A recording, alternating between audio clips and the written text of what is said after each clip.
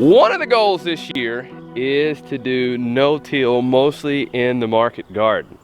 And last week in this bed here, came through and removed some of the unwanted plants. And see there, Micah just joining me with the stirrup, getting rid of some of the unwanted plants, aka weeds, from the walkway.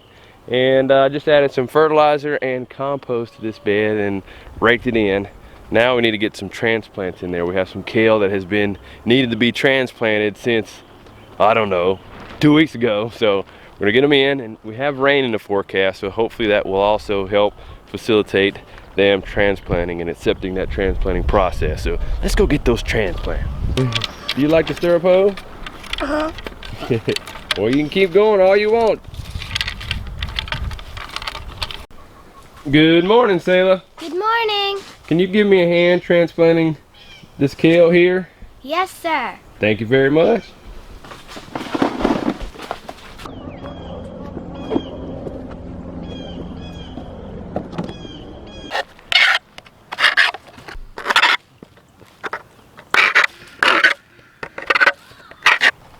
It'd be neat if they had just one plate. You could just press and pop them all out at the same time. But right here works for just punching them right out. Just a little piece of wire, punching them right out at the bottom. So the compost that we use is just from a local company, and I totally recommend buying your soil, your compost in bulk. It is going to save you a lot of money. The cost savings is ridiculous compared to just buying bunches of bags at Lowe's or Home Depot. So we're just putting our plants, our kale, right into here, right in these holes, and then covering them up.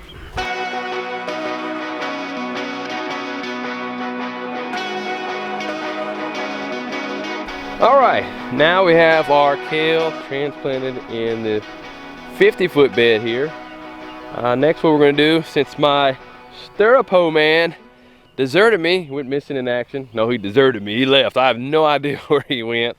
So I'm gonna go through. First, we're gonna pull up our irrigation line here, and then I'm just gonna take the Haas stirrup hoe and just use the wheel hoe and just knock out both walkways, so that'll be clean and tidied up. And what we're gonna do next is we're also gonna go ahead and not transplant. We're gonna seed these two beds right here. And we're gonna put some, we had in there last, we had greens, we had bok choy, and I believe we had, what do we have in that bed, Selah? Do you remember? We had bok choy, and what else did we have in the other bed? Was it spinach? Spinach, it looks like. Okay, we had 2 greens in there, so we're gonna put a root crop in there to rotate it. So let's keep working. And the rain's still holding off, so we're just gonna keep working until it starts raining on us.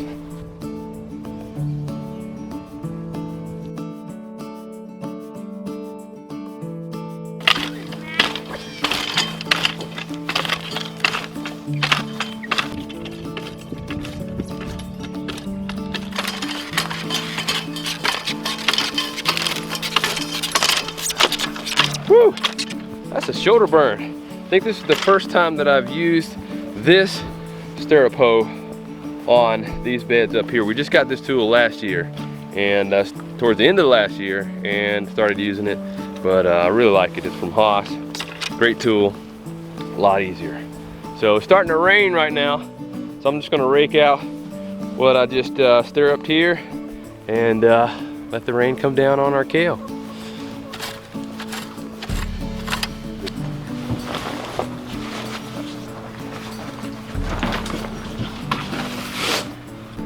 So before the rain started to come down, Selah and I covered up the other beds around the beds that we planted the kale in with our tarps. And our tarps are actually recycled billboard signs that we get from Adams Outdoor.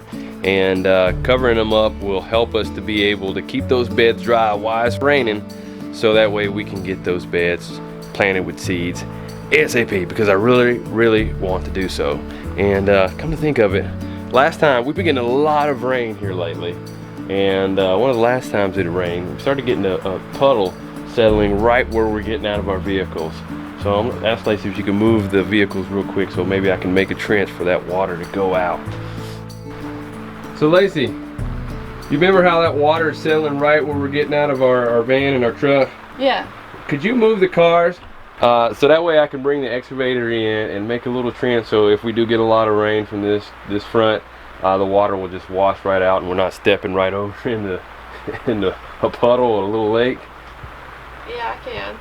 And then after that, since it's going to be raining, maybe we could go ahead and do some work in the greenhouse, and we can even put together our recipe for our DIY potting mix and plant some of those flowers. Have you decided what flowers you're going to do yet?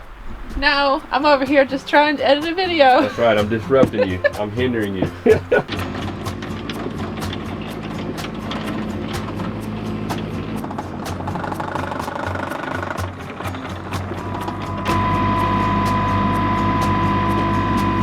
Alrighty, so right in here is where the water has been settling, and as we get out of our vehicles, we're just like, man, we're just stepping right into that.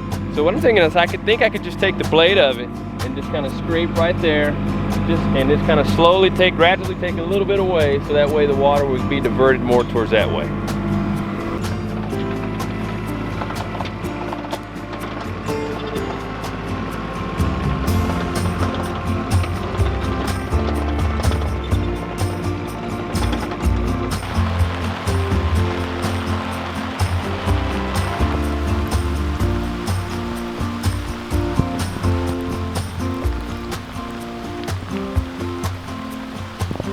Well, the rain is really coming down now, and it's not perfect, but I was able to remove some dirt so that way we don't have the water settling and making a little pond right here in front of our house.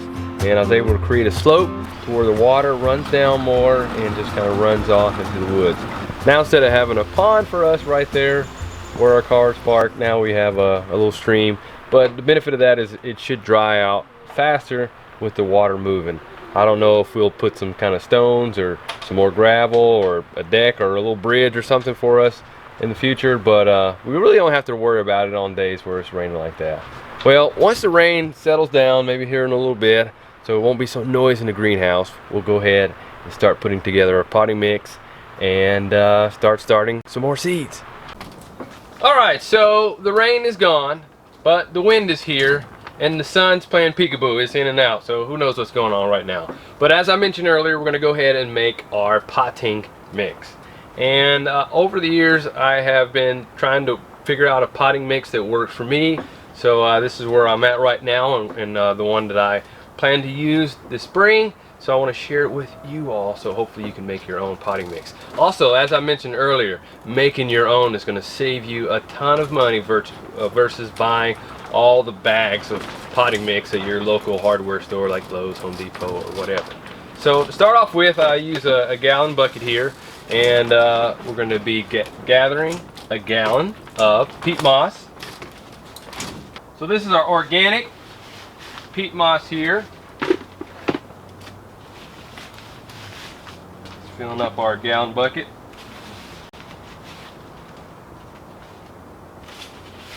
And then I forgot to mention, you want to have a container, something that you can put your mix in together. So we're going to be adding peat moss. Next, we're going to be doing 2 gallons of compost. There's 1 gallon here. Get another gallon of our compost.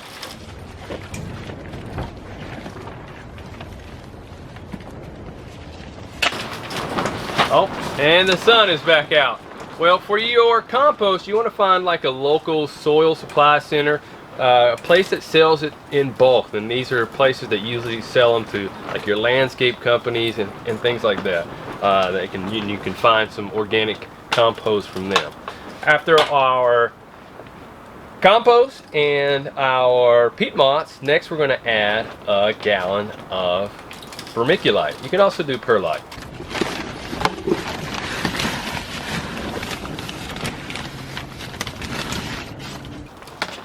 Okay, adding our vermiculite here, and each ingredient serves a purpose that is going to help nourish your plants. And since we're doing our potting mix here is for seed starts, it's for transplants, and things like that. It could also be for household plants as well.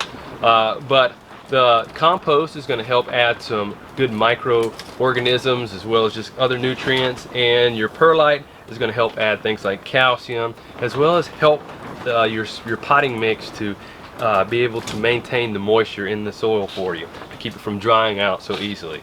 I've learned through the hard way. I tried to have a potting mix that was heavier on the peat moss, and it just dries out way too fast. So I'm getting a little bit ahead of myself mixing it here. So after that, next we're going to add our worm castings, and we're going to add 1 cup of worm castings.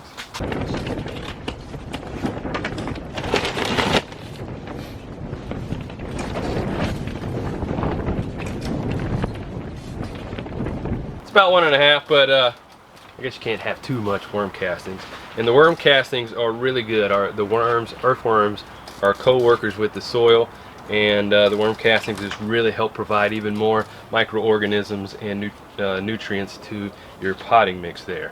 And then from there we're going to add some limestone, and we're going to add 3 tablespoons of limestone.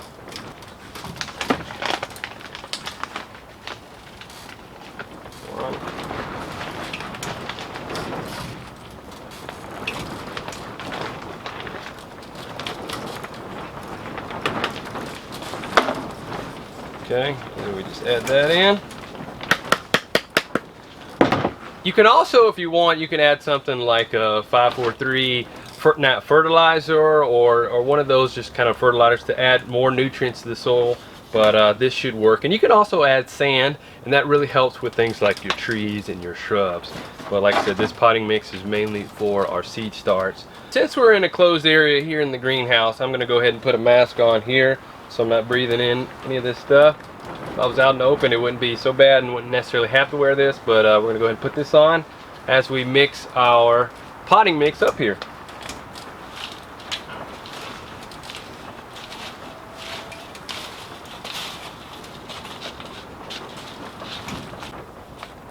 Alrighty, I think that's good enough. And if you're going with light feeders like lettuce, and you don't have to have be so concerned about pumping nutrients into your potting mix. Lettuce doesn't need a lot of nutrients at all. And even if you're doing microgreens, you can just go with the peat moss with the light compost and be totally fine. But this mix will be good for like your lettuces, other things that require a little bit more nutrients. And in the show notes below, I'll include some of the ingredients that you can purchase online for making your potting mix. So now that we have this made, now it's time to put it to use. So Lacie and I are going to go ahead and start filling up some trays, and I believe she has some flowers that she's ready to start. Some edible flowers, so here we go. Alrighty, so we're going to fill up these trays with the potting mix that I just made. And some of the seeds that we're going to start are some okra seeds, and these are ones that I just soaked. And I had read that it is best when you want to start okra from seed for transplants that you let them soak for 24 hours. So that's what we did here. We're also going to be doing some pepper and squash, but let's go see what flowers Lacie has picked out for us to start. Oh, hey. Hey, you got the seeds picked out, your flowers that we're going to plant, ready to plant? I got some seeds. That looks like more seeds than trays. Well, they're different varieties of the same things, some of them. So we'll see how many I can plant. So we're mostly going with our edible flowers for some of our customers, right? And what do you have there? That's what I got. Let's see what you got. I've got dahlias, nasturtiums, and I got several different types of nasturtiums. Borage, more nasturtiums. I got calendula. You could probably, I don't know if you'd want to eat that one. More nasturtiums, different colored nasturtiums, more dahlias, pansy, more dahlia marigold, roselle. I have tong ho, which is actually a green, but you can eat the flowers too. So I'm gonna do that. That's a pretty long list. And if you're looking for flowers to grow, edible flowers, we actually did a video, I think it was last year at Baker Creek. Yeah. So make sure you check out that video because they cover a number of good edible flowers that are easy to grow that you may want to consider growing this year. Also, we have placed our order with Stark Brothers, and we're going to be getting our fruit trees and our berries pretty soon, and we're pretty excited about that. Yes, so excited about that. Been wanting to grow kiwi for a long time. Yeah, me too. So make sure you stay tuned for that and see how our future permaculture orchard starts to develop. So we're gonna get started on using our potting mix to start these seeds in. But that's it for now. Hey Micah, are you pretty excited about us growing some flowers?